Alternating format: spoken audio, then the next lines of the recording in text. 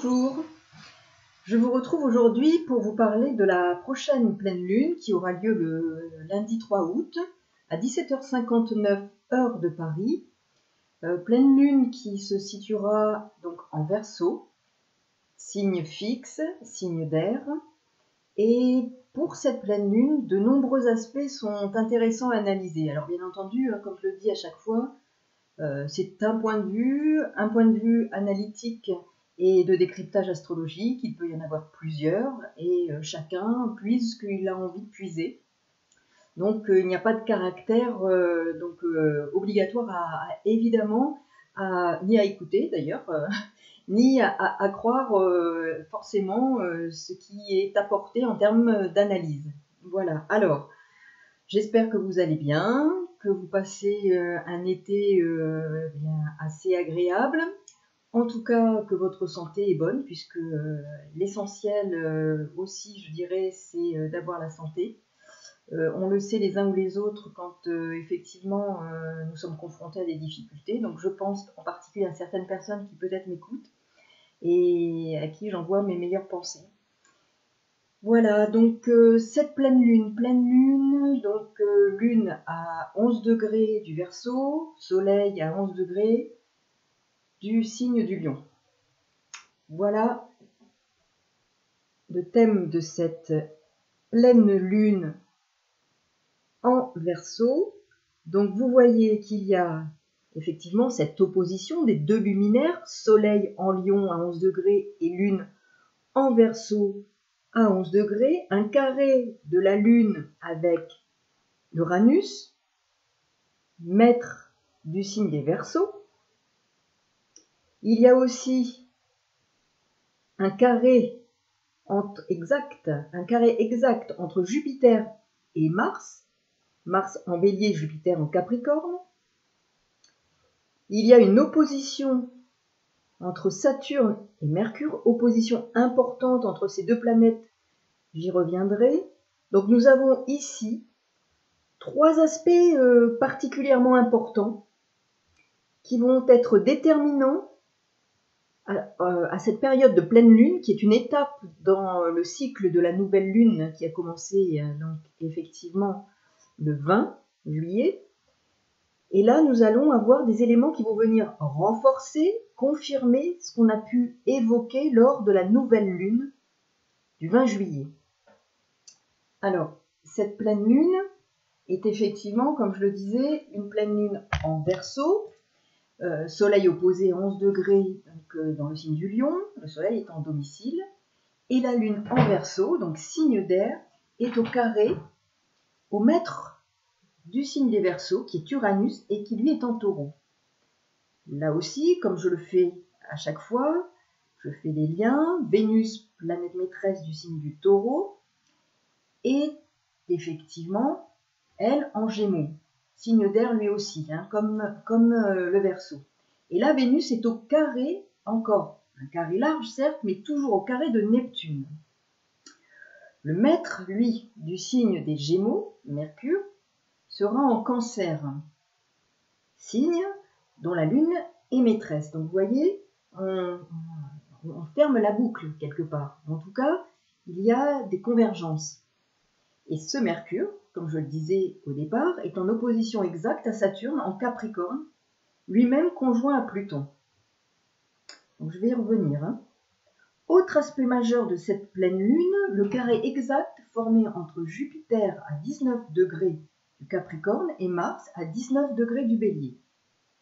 Donc là, nous sommes dans le besoin et l'envie de liberté qui vont se confronter, s'affirmer à la rigueur, à la restriction imposée par des structures établies, telles que les gouvernements, les sociétés financières, les lois, les administrations d'État. Donc là aussi, la Lune en Verseau indique un besoin de liberté, d'évasion, précise et renforce le besoin de contacts sociaux, d'échanges, de mouvements, et aussi les réactions épidermiques, rapides, promptes, inattendues, quasi d'une heure à l'autre. Et on le voit déjà, une information nous parvient d'une heure à l'autre et semble étonner les uns ou les autres. Voilà, ici, dans telle région, dans tel pays, on a décidé telle ou telle chose. Il y a un besoin évident de s'affranchir des contraintes avec une pleine lune de ce type. Les émotions risquent aussi de s'emballer. Cela note aussi le besoin de réformer, d'aller de l'avant, de revoir nos habitudes de vie. Des habitudes de vie qui vont être forcément bousculées. Nous serons de plus en plus confrontés dans nos vies respectives à de profonds changements parfois inattendus et ou surprenants. Cette pleine lune est une étape supplémentaire dans ce sens et qui va nous confronter à une évolution, je dirais pas forcément progressive, mais avec beaucoup d'inattendus. Elle signe aussi pour notre société des tiraillements entre le passé et le futur qui se prépare.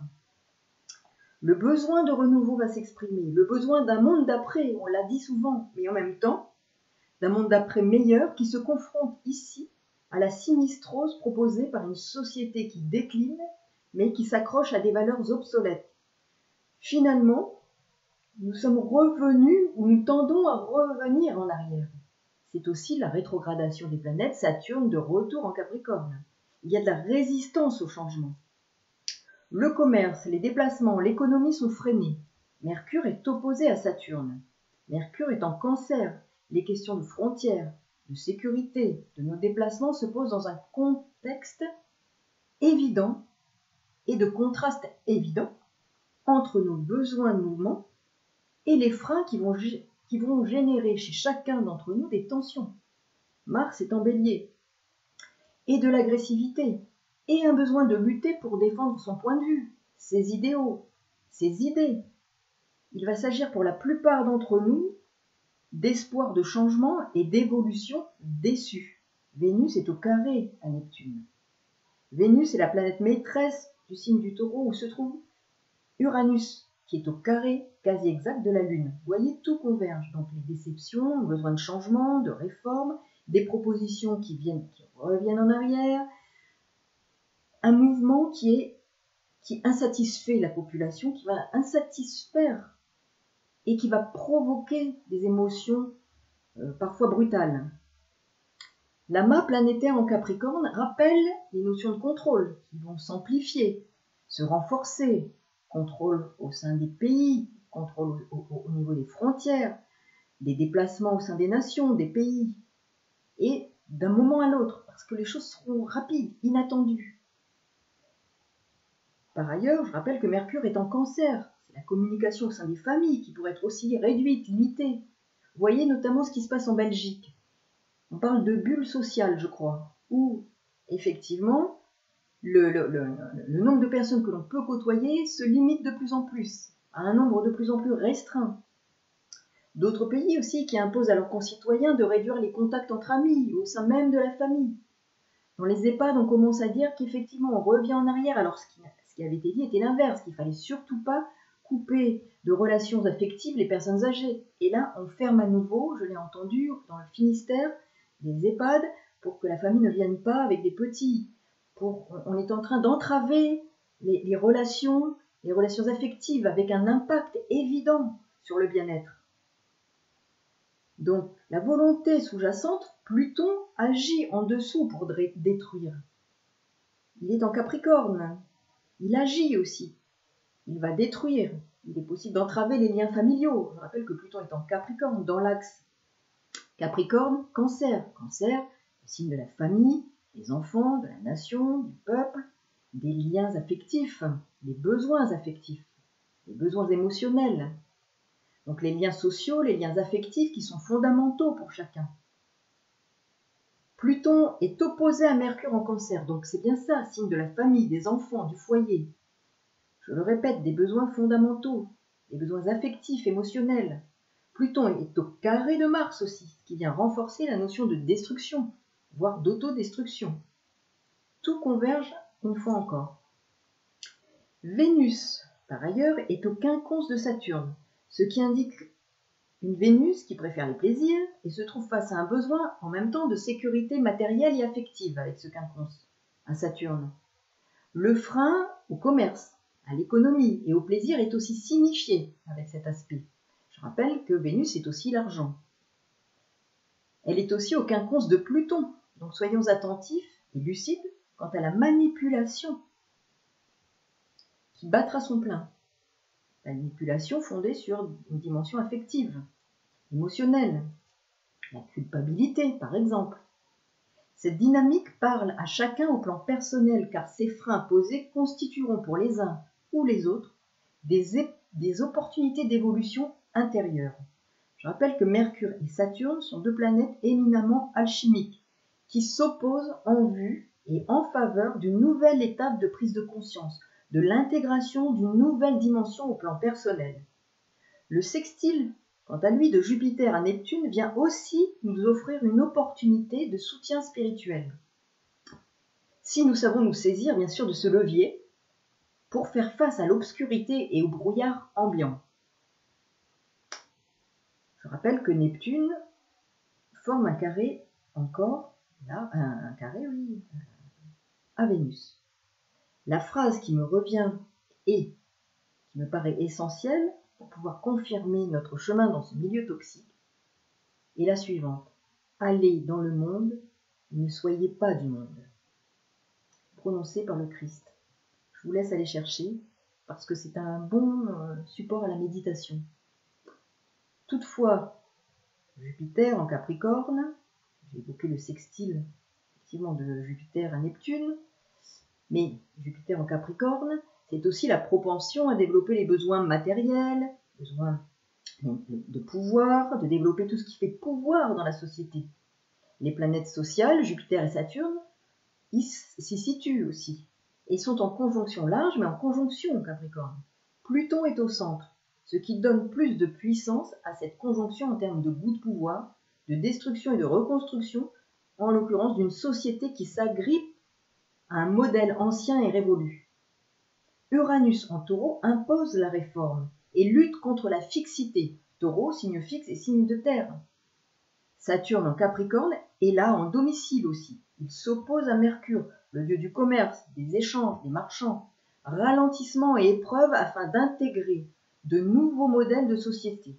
Je rappelle que Saturne, c'est aussi, bien entendu, le frein, mais c'est aussi une possibilité d'évolution par une intégration de certaines étapes pour notre compréhension personnelle dans nos vies respectives de certaines choses.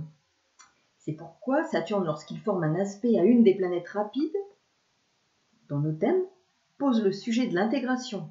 Tout dépend de l'aspect, ce sera plus ou moins facile, et c'est une étape de cette intégration, de la valeur et de la signification qu'a cette planète rapide. C'est une nouvelle étape de ce que signifie pour nous cette planète. Le carré exact entre Jupiter et Mars signe, lui, une montée évidente à compter du 3 août de tension dans nos échanges avec les autres. Mars en Bélier est dans l'axe Bélier-Balance, axe des associations, de la communication, l'axe de moi et des autres. Mars en Bélier renforce les réactions vives, voire virulentes, l'esprit combatif, même agressif. Le besoin d'affirmer sa différence, son individualité, son autonomie sera renforcé. Le monde des émotions sera le tremplin de bien des réactions violentes. Il faudra être vigilant de ne pas se laisser emporter par les frustrations qui seront nombreuses, voire réactivées. La Lune évoque les besoins et ceux-ci pourraient sérieusement être frustrés. Les polémiques seront source de désagréments et la violence peut se développer. Jupiter, je le rappelle, met une loupe sur Mars. Mars au carré de Jupiter peut évoquer la dimension financière dans nos vies et au plan social. L'ordre établi et les lois seront bousculées. Comme je l'ai dit dans ma dernière vidéo, Mars va passer en formant son carré à partir du signe du Bélier à l'amas planétaire en Capricorne sur des points sensibles qui vont actualiser les conjonctions qui ont déjà eu lieu entre lui et l'amas planétaire pour mars dernier. Ce mois d'août et les mois à venir vont être chauds au plan social, sociétal et relationnel. Soyons prudents. Ils annoncent une année 2021 hypersensible à ce niveau-là. Je vous souhaite de vous saisir des énergies les plus élevées pour augmenter d'une part votre champ vibratoire et d'autre part mieux faire face aux luttes qui seront à mener. Je vous souhaite bon courage et surtout un mois d'août des plus paisibles possibles. À très bientôt, au plaisir de vous retrouver. Au revoir.